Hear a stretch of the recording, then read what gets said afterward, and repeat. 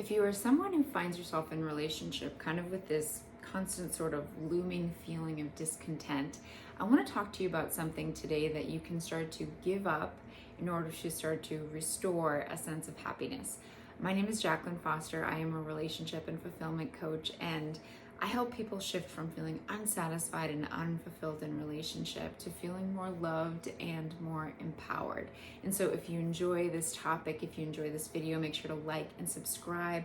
And you can also find details down below if you're wanting support to feel more empowered and more loved. There are details on how to get set up with one-on-one coaching.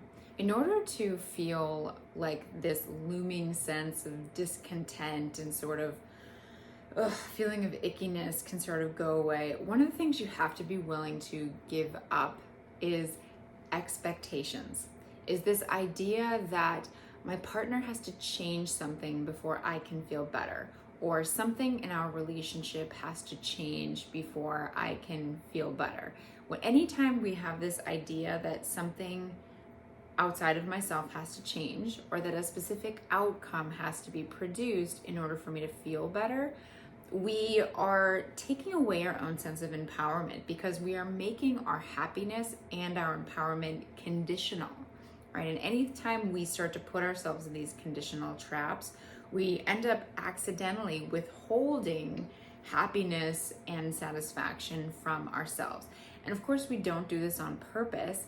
And the interesting thing is one of the reasons it's so hard to see and give up is expectations are everywhere and they're validated all over the place. You don't have to go far to find someone that's like, of course you should have expectations. Expectations are a part of life and a part of relationship. But what's important to understand is that one, there's a difference between expectations and preferences, right? It's one thing to be like, oh, sure, I'd love this restaurant over this restaurant, right? But it's another thing to go in saying, I need to go to this specific restaurant and have this specific experience there in order for me to feel happy and well. And what happens is so often we get too stuck into thinking that a specific outcome needs to happen, and we end up hinging our decision about whether or not we can be happy off of whether or not that outcome happens. And the tough thing about that is that it also takes us away from the present moment, because our attention is no longer on what's actually happening right now. It's on what actually needs to happen in the future for us to feel a certain way. So it robs us of actually our present moment happiness. So for this reason, one of the most powerful things we can do is start to learn how to be happy now. How to be happy in our relationship if nothing else changed. If our partner didn't do anything differently, if we didn't even do anything differently, like how can you actually love yourself now?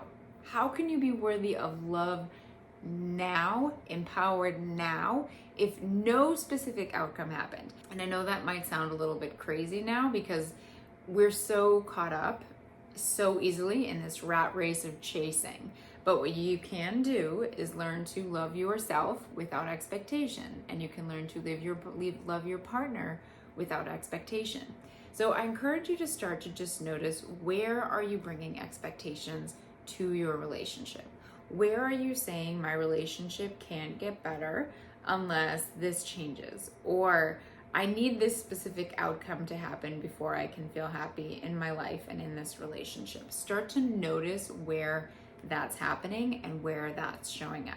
And if you want a more direct route to feeling more happy, more loved, more empowered, and support with letting go of these expectations that are holding you back from that, take a look at the link below. Let's get set up for a discovery session for one-on-one coaching.